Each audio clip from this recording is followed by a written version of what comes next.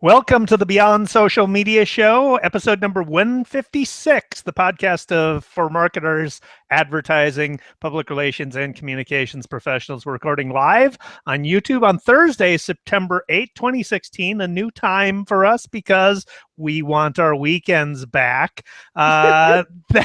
So you might, since we're recording on Thursday, you will likely, if you're subscribing to us through iTunes or Stitcher, or any other audio format, you'll likely be able to get that earlier on Friday. So there's that. Our topics this week include algorithms gone wild, Google Plus's makeover, dirty underwear, GoPro's new point of view, Instagram's lost photos, we interrupt this Periscope, tweets for sale, and much, much more. I'm David Erickson. I'm with my co-host BL Ochman, and BL always kicks it off with the worst story of the week. BL, what was that? Well, there was a lot of bad news this week, I have to say. But this week, it came out that Facebook had fired its human editors, and their newsfeed went bananas.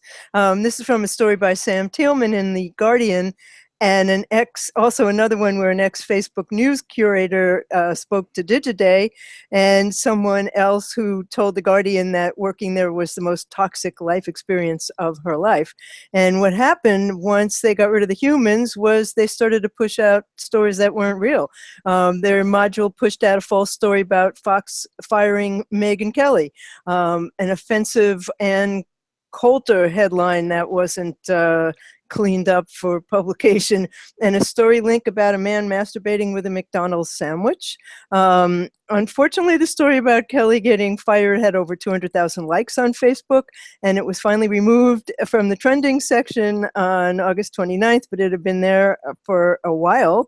And in an unattributed post on Facebook, they said, today we're making some changes to the trending feature that will make the product more automated and will no longer require people to write descriptions for trending topics. A more algorithmically driven process allows us to scale trending to cover more topics and make it more available to people globally over time. So the 15 to 18 person team was told that they were fired at 4 o'clock and they were escorted out of the building by security at 5, and the trending team is now staffed entirely by those literary geniuses, the engineers, and they're supposed to check topics and articles surfacing in the algorithm, and it's now automatically going to pull excerpts in trending from news articles, and that may end up forcing Facebook to compensate news publishers, at least in the European Union, in the future, because there are proposed new rules from the European Commission. So under its old rule, trends had been monitored to weed out potentially offensive or inappropriate items, but that stopped happening. Yeah, well, a lot to that story. It shows how easily Facebook's algorithm is gamed, because people are clearly manipulating the algorithm to promote their own stories, and obviously a bunch of crap is going through that the algorithms are not catching. And they may have made some adjustments to the algorithm, but still crap. I mean, I don't look at it anymore because I stopped looking at it. It's just it's useless. It doesn't have anything. It doesn't change either, or at least mine doesn't. It still has the Ann Coulter story up there. Yeah, and so I mean, bring back the human editors. I'm a big fan of I think algorithms can contribute a lot to society. I think there's a lot of uses for them to benefit society and everything. This clearly is not one of them. And hey, Matt Lauer probably is looking for a job. Maybe he can be. Nah, on second thought, let's not have him that for a job. Matt Lauer blew it, but we're not going to talk about Trump tonight, right? That's right. We're not. We're talking about Matt Lauer. We're going to assiduously avoid talking about Trump. It's Matt Lauer and the death of journalism is the topic. Anyway, so I got that rant out of the way. Another algorithmic no-no, or a problem with an algorithm, was highlighted by Boing Boing. Reporter Cory Doctorow, writer Cory Doctorow, highlighted this story. Yeah. Beauty.ai is a joint Microsoft, NVIDIA, and youth laboratories project that applies machine learning techniques to rank 600,000 user-submitted selfies for their beauty. It picked 44 finalists among these 600,000 user-submitted selfies. Among the 44 finalists, 6 were Asian. 1 was a dark-skinned person, and 37 were white people who the algorithm determined were beautiful. So machine learning got a ways to go. It's like anything. It's not just big data that has this problem. Science has this problem as well. You make machines learn by feeding them huge sets of data from which they learn. They analyze the data, find patterns within it, learn from it, and that's how they fine-tune their algorithms and everything.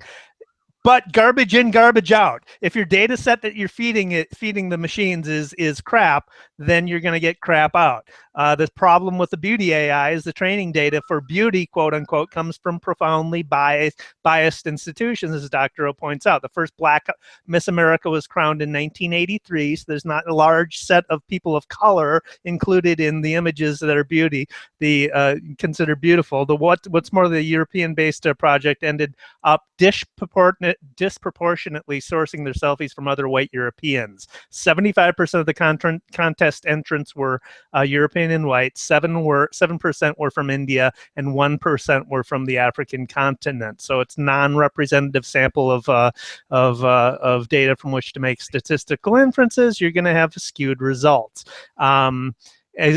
Again, this doesn't just apply to beauty experiment. It can apply. No, it's what you're saying, garbage in, garbage out. And if you're not considering all aspects of the possibilities, then you're going to get those kinds of results, and it's going to keep on happening.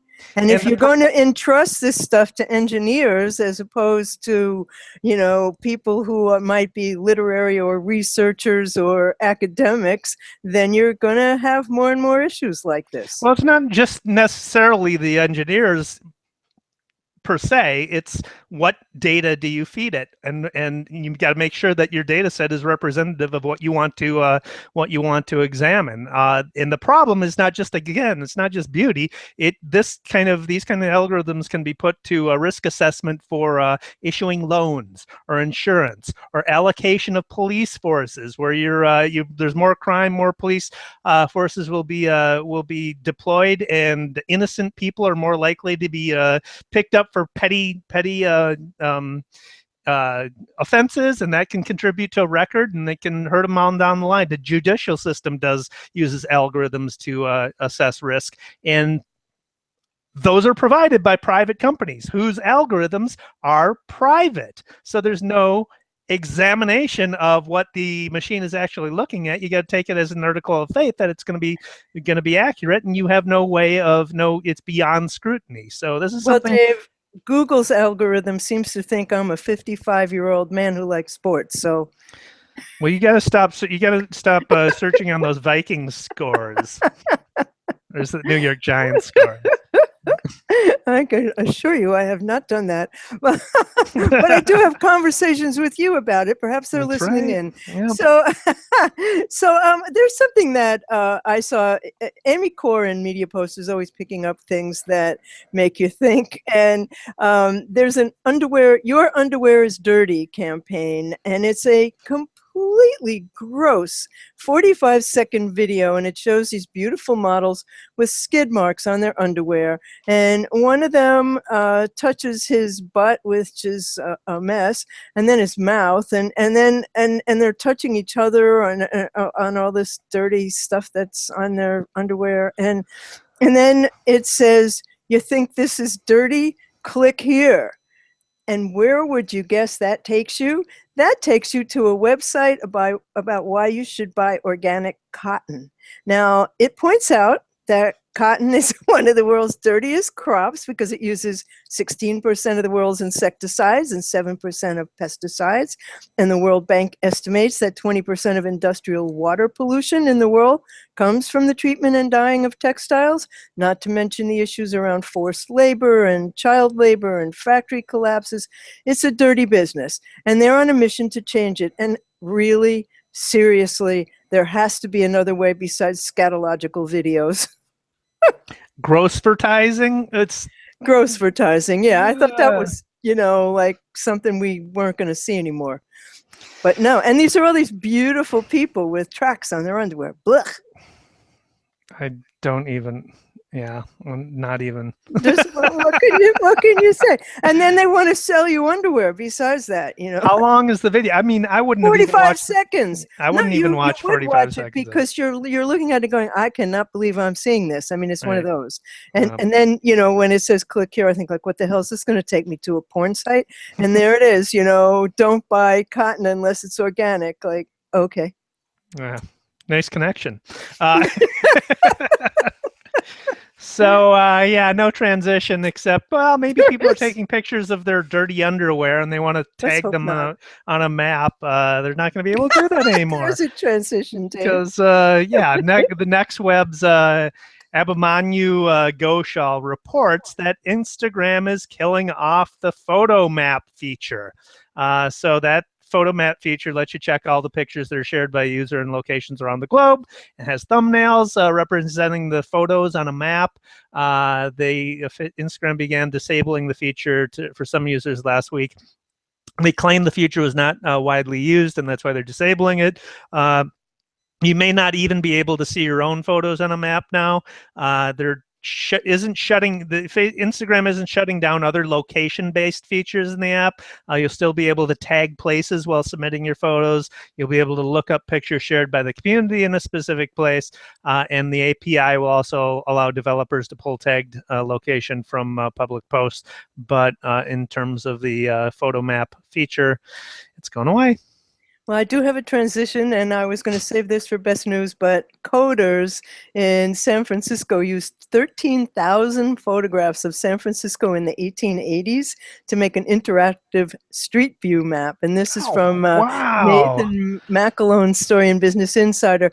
The two developers are Dan Vanderkam and Raven Keller, and they had the idea to take these old photos from the San Francisco Historical Photograph Collection and put them in an interactive map. So it functions similarly to Google Street View, except when you zoom in, it gives you photos from as far back as 1850, and you can manipulate a slider to change the range of years. It goes from 1850 up to 2000. How cool is that? That's very cool. Wow. I didn't know you could do that.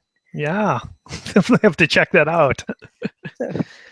I guess also on the subject of maps, this is really astounding, but Gary Johnson, the Libertarian Party candidate for the U.S. presidential race, was caught last night with the question about what he thought about our policy should be in Aleppo, and he actually said, "What is Aleppo?" And so today, Reuters picture editor Connie Perkins shared some scenes from the major flashpoint in the Syrian civil war, and of course they're chilling. They're children bleeding and parents carrying their dead children and people being shot, and the horrific things that are happening in Syria. What is Aleppo? He said.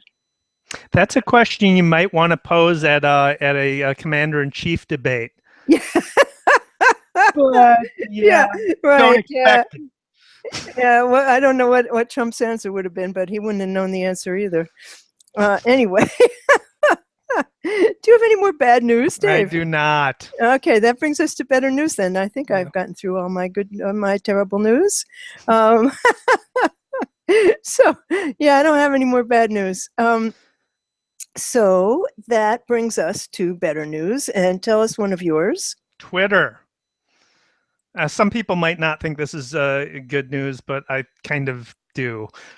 Twitter met today. Their board of directors reportedly were set to meet today in San Francisco to discuss a number of topics, as boards are wont to do, including whether or not the social media site can continue to operate as a standalone company.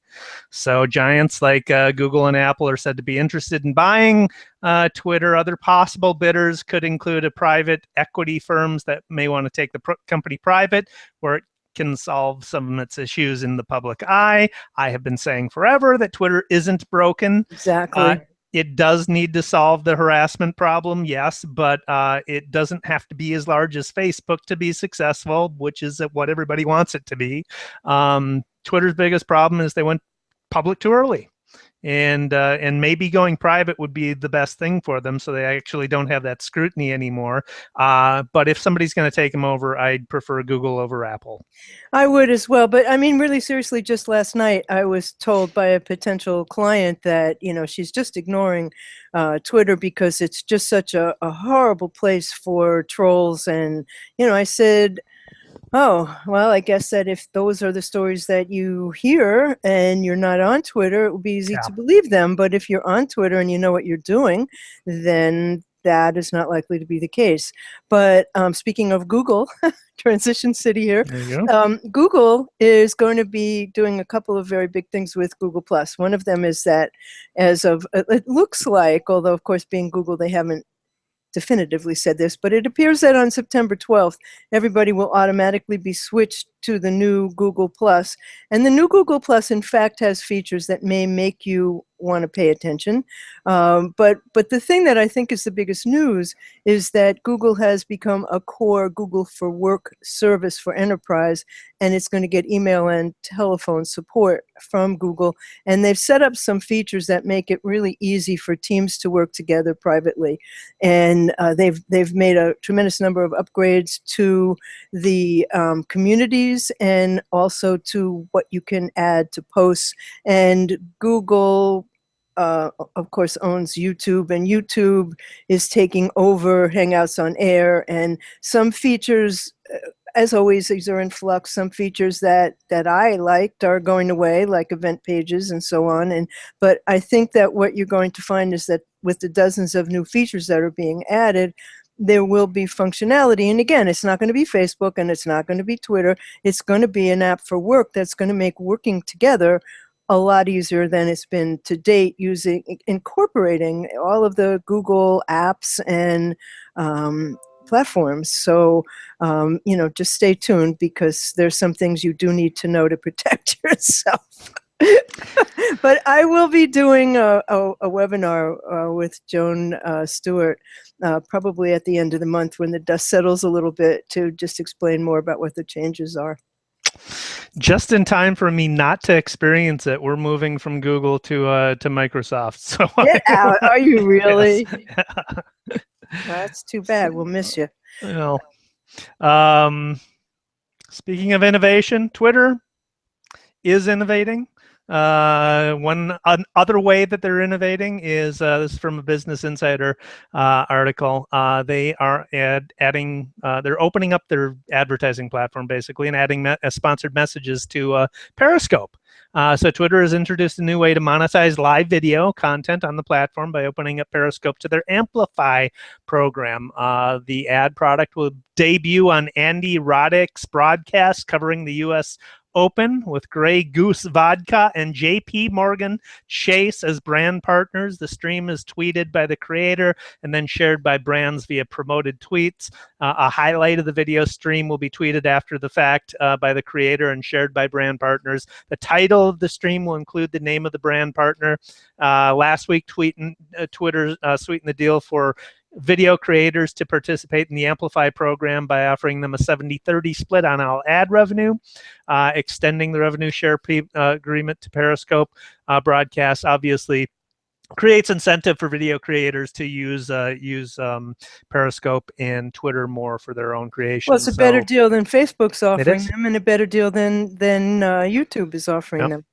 So that was a really smart move. Right. So another move that I think is really smart is the New York City Subway is giving away free ebooks that are timed to your commute. So they're just sort of teases of books, but they're summaries or portions of books that are just, you can choose it by how long your commute is going to be, what you're going to read. It's just such a good idea, because everybody in the subway is on their device of one kind or another, and they're all playing solitaire and whatever those Pokemon things. Go. Pokemon Go, but no, the things with the balls that drop down, and I mean, they're playing stupid, mindless games. But gee, maybe people will read. Wouldn't that be cool?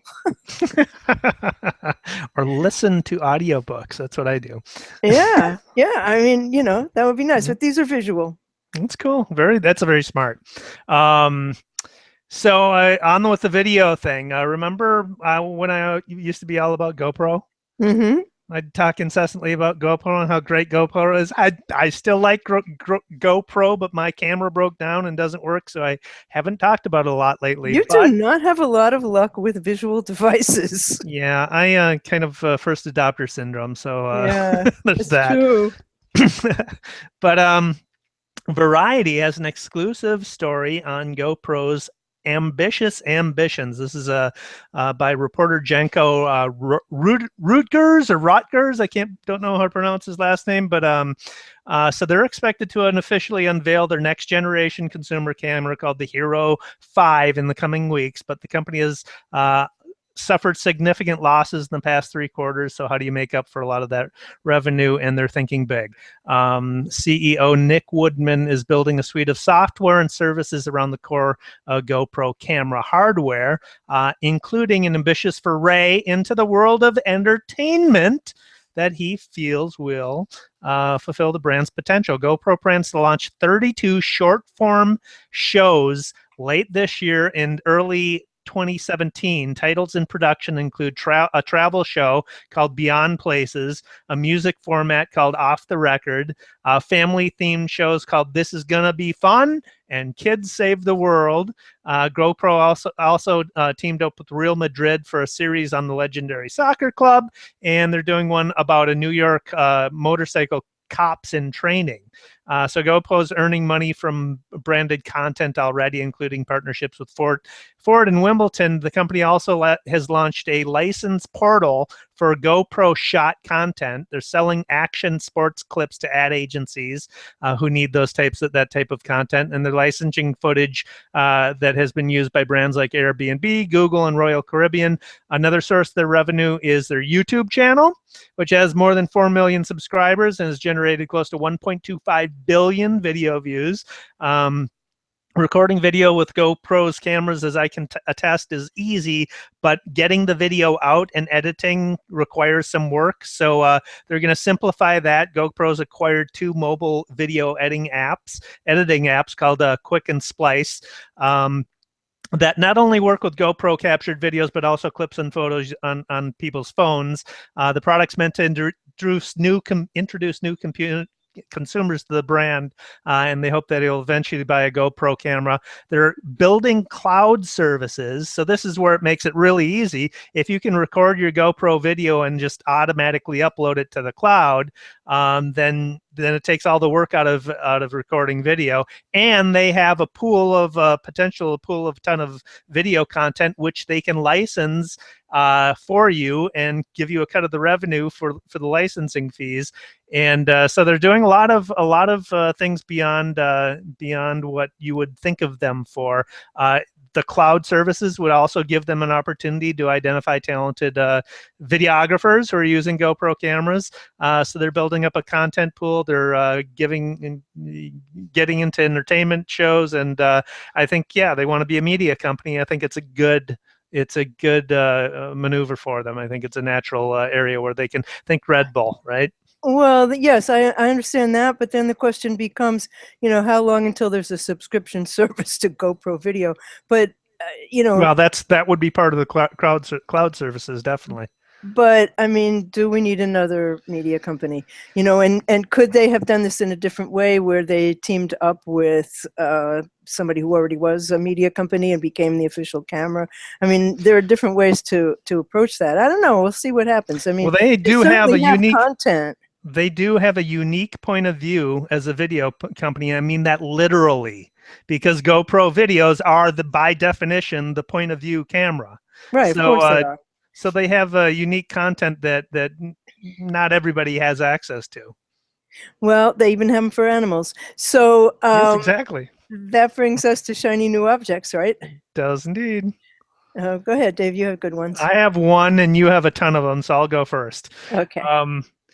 Nimbus Screenshot App. Who needs another screenshot app, right? There's tons of them. I use Awesome Screenshot, but I'm going to start using Nimbus more because it's more than a screenshot app. It obviously lets you capture screenshots, but it also lets you record screencasts. So you can, it's just a Chrome extension that you install, and it lets you record screencasts. Very easy to use. It's quick and dirty recordings of your screen activity, nothing fancy, but you can set it to pick up screen audio or the microphone audio so you can do voiceovers. It records in .webm video format, which I really wasn't aware of until now, but I What is uploaded that, one. Dave? It's a video format. I don't know what the video, I hadn't But heard is of it that until. compatible with YouTube and Yes, Vimeo? I uploaded it It to is. YouTube, and YouTube Cool. accepted it just fine. As far as Vimeo is concerned, I don't know, but if YouTube accepts it, I imagine Vimeo does as well. So if you need to explain stuff on screen and want to do it quickly and aren't really worried about the artistic quality of it, this is a great option, and I'll be using it. I'll record something we'll include in the blog post too. Is it a free app? It's free. Oh, that's very cool. Yep. So I came across something called Giftcard Granny, and it's a place to buy and sell unwanted gift cards, and you can save up to, they say 59% when you buy one, and you can get up to 92% of your cash back when you sell one, and that's just in case somebody gave you a gift card to a place that you really are not interested in, which I can't say has never happened to me. Anyway, this week was Benny, my dog, Benny Bix Ochman Labradoodle. It was his 11th birthday, and he was very sick earlier this year and almost didn't live to see another birthday, but he was saved by the Animal Medical Center. So this is in his honor. There was a Mashable story of 20 free must-have apps for dog lovers, and it includes some that indeed are must-have apps. One of them is iClicker for clicker training your dog, and clicker training is the way that they train dolphins. They use a clicker when they do something right, and it's a very reward-based kind of training, and as you're teaching the behavior, you click when the dog or the dolphin or whomever does something right. And this is actually on your phone, and it's an iTunes app. This one's important. I took this course actually, a pet first aid app from the American Red Cross, and you can check symptoms and watch videos about how you respond to common emergencies, but you also can learn early warning signs and first aid steps, and you can take quizzes on pet health. And in a serious situation, it will help you to locate the most close emergency pet hospital and allow you to set up an appointment with a local vet if you have time to do that. There's also Bark Cam, which plays a sound that gets, this is really funny. When you want to take a picture of your dog's looking at you and it's looking adorable, and you make the camera sound and it goes. So this Bark Cam makes a sound long enough to get your dog's attention so you can snap his picture. Great. I'm totally going to try that. Yeah, it has filters that let you edit it after you've taken it. So it gives you the most, the worthiest shot, and it's really quite a wonderful app. I've already played with it. Very cool. Very cool. There are more. I'll put the link to the rest of them, but those were my faves. All good. All right, so let's wrap this up with the daily numbers this week. Most popular mobile app types from data from Deloitte. So U.S. consumers most frequently used mobile app types. This is based on a survey of 2,200 U.S. consumers age 14 and older. What type of apps do you use frequently, every day, weekly, on your smartphone, tablet? Question. That was the question. Top apps is not surprisingly social media. 59% use it on their smartphone, 40% on their tablet, followed by weather. Again, not surprisingly, nor surprisingly, there's a big disparity between mobile apps and tablets. 52% use it on their phone, and 25% on the tablet. Browser, big deal. 46% on mobile, 34% on tablet. Games, your games, Candy Crush, Pokemon Go, 41% on mobile phones, 36% on tablet. Streaming music, 37% on phones, 24% on tablet. That's a little bit surprising. Banking, 34% on phones, 18% on tablet. I think that's mostly people just checking their withdrawals and balances and stuff. Yeah. Yeah. So we'll put the Candy rest Crush of these is in the the game. That's the we'll game put the rest of in the subway. That's what blog they play. posts, but that gives you some idea of what people are doing with their mobile apps. Well, those are some pretty big percentages. So yeah, mobile first world. Yeah, well, I'm curious to see what's going to happen now that the new iPhone has come out with no place to put a headset, and you have to buy 159. Well, it comes with one, but if you want to buy a wireless headset, they cost about $150. So of course they do. Yes, it's Apple. Apple has made some other very big advances that people didn't like initially, so I'm sort of reserving my judgment on this one, but I'm also not getting a new phone. Yeah, everything's expensive with Apple. That's how they do. Well, you know what? I'm an Apple fan, so yes. I got an iPhone, I got an iPad, I got a MacBook Air right now. We're recording on it, so. Okay, so you're not an enemy of Apple. I'm just saying. That brings us to the end. Thanks for watching episode 156 of the Beyond Social Media Show. And we'll have links to everything we talked about in our blog post and to the original stories that we discussed. And we hope you'll leave us a review by clicking on the stars on the post. Let us know what you think. And if you're looking for us online, David Erickson is on Twitter as @DErickson. He blogs at estrategyblog.com and creativepr.com/blog, both of which are blogs that you really should be reading because I learn a lot from him every week. Dave is a content machine and one of the more knowledgeable people you will ever meet. I'm BL Ochman. I am at What's Next on Twitter, where I recently got verified, which is very yay, nice. Nice.